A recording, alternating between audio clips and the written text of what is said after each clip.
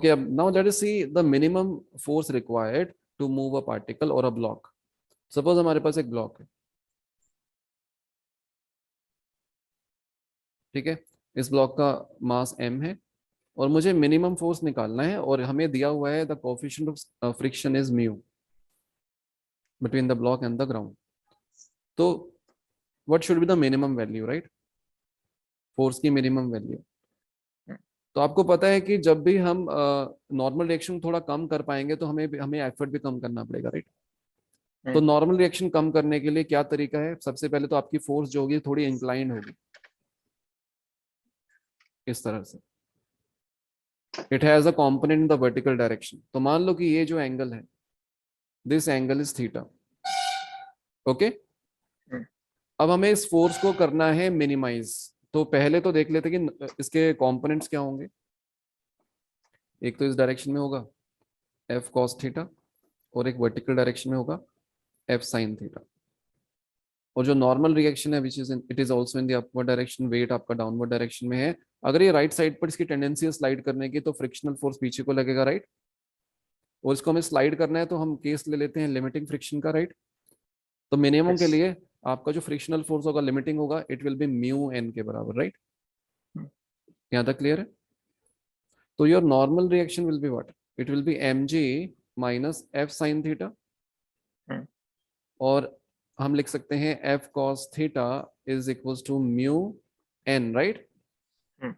Horizontal direction में. So mu times mg minus F sine theta. अब यहां से we can find f in terms of theta, right? So your f will be mu mg upon your mu sin theta plus cos theta. यहां तक clear? तो हमारे पास एक relation आ गया और जो f है it is a function of theta, right? और हमें थीटा निकालना है किस एंगल पर हम फोर्स लगाएं, राइट? और what should be the minimum value of that. या तो आप इसको मैक्सिमम मिनिमा से कर सकते हो. आई हैव अ फंक्शन और ये केवल थीटा पे डिपेंड करता है. Theta is your independent variable. तो df बाई डी थीटा कर we can find the value of theta जिस पर इस फंक्शन की मिनिमम वैल्यू आएगी, राइट?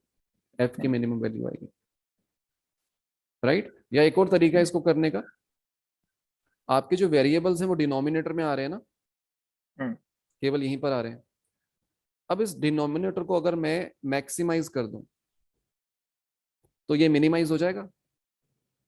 तो इसकी मैक्सिमम वैल्यू क्या होती है? आपने कभी ऐसा चीज देखा है? Mu sine theta plus cos theta, इसकी मैक्सिमम वैल्यू निकालनी. सिंपल हार्मोनिक मोशन कर लिया तो उसमें कुछ इस तरह का देखा है, हार्मोनिक फंक्शंस देखे ना. तो इसकी मैक्सिमम वैल्यू निकालनी है हमें. तो कैसे निकालते हैं? या तो डिफरेंशिएट करके निकालते हैं, राइट? इसको डिफरेंशिएट करके, तो वो तरीका है. या दूसरा तरीका क्या है? अगर देखो मैं आपको एक फंक्शन देता हूँ sign theta plus cos theta, इसकी मैक्सिमम वैल्यू क्या होगी, राइट? अब देखो यहाँ पर 1 है, यहाँ पर भी 1 है, राइट? आप क्या करो, स्क्वायर रूट लो. 1 स्क्वायर प्लस 1 स्क्वायर कितना आया? √2 आया ना. अब आप क्या करो, √2 से डिवाइड कर दो और √2 से मल्टीप्लाई कर दो. तो ये क्या बना? Sine theta cos 45 degree plus cos theta sine 45 degree. दिख रहे हैं? Now this thing will become sign theta plus 45 degree. Clear? अब आपको पता चल गया कि यहाँ पर क्या है, इसकी मैक्सिमम वैल्यू कितनी होगी? 1 होगी, राइट? साइन थीटा प्लस 45 की maximum value will be 1, right? तो इसके साथ √2 मल्टीप्लाइड है तो मैक्सिमम वैल्यू क्या हो जाएगा इसका? Sign theta plus cos theta का विल बी √2. ठीक है? वो कैसे आया? यहाँ पे देखो कोफिशिएंट क्या है, मैं दिखा देता हूँ. यहाँ पर है म्यू, यहाँ पर है 1, राइट? क्लियर?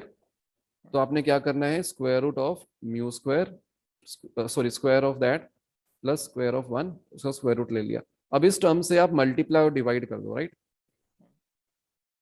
ये क्लियर हुआ? So that will be the maximum value, maximum value of mu sine theta plus cos theta, right? तो यहां से we can say your F minimum will be mu mg by square root of mu square plus 1, right. और किस angle पर ऐसा होगा, तो आप देख सकते हो कि इसकी वैल्यू हम कर रहे हैं म्यू स्क्वायर इसके बराबर आ रही है, राइट। सो यहाँ पर देखो हमने क्या किया था, दिख रहा है ना क्या किया था, इसको मैं फिर से वैसे ही लिख देता हूँ।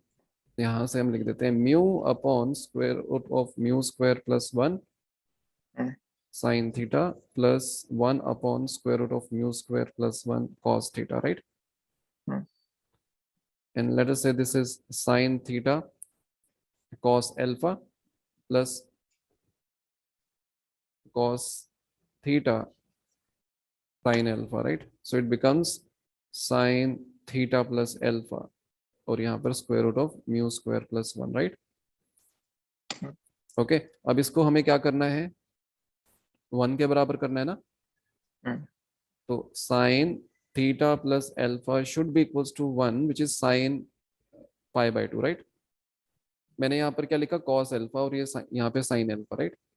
सो साइन अल्फा हमारा किसके बराबर है, 1 upon root mu square plus 1 और tan alpha sorry cos alpha हमारा किसके बराबर है, mu upon root mu square plus 1। Clear, theta plus alpha will be 90 degree, right.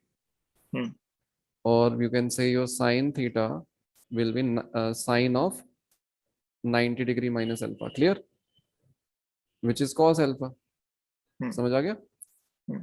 तो आपका जो एंगल होगा दैट विल बी ये जो एंगल है, ये जो थीटा है, in this case this is the minimum value and your theta cosine of that cos theta will be mu upon square root of mu square plus 1, right।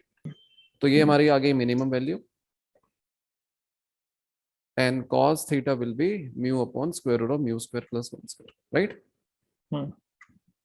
और जो sin theta होगा वो क्या हो जाएगा, that will be 1 upon square root of mu square plus 1, right। Okay, तो ये value याद रख लेना, ठीक है, काफी इंपॉर्टेंट वैल्यू।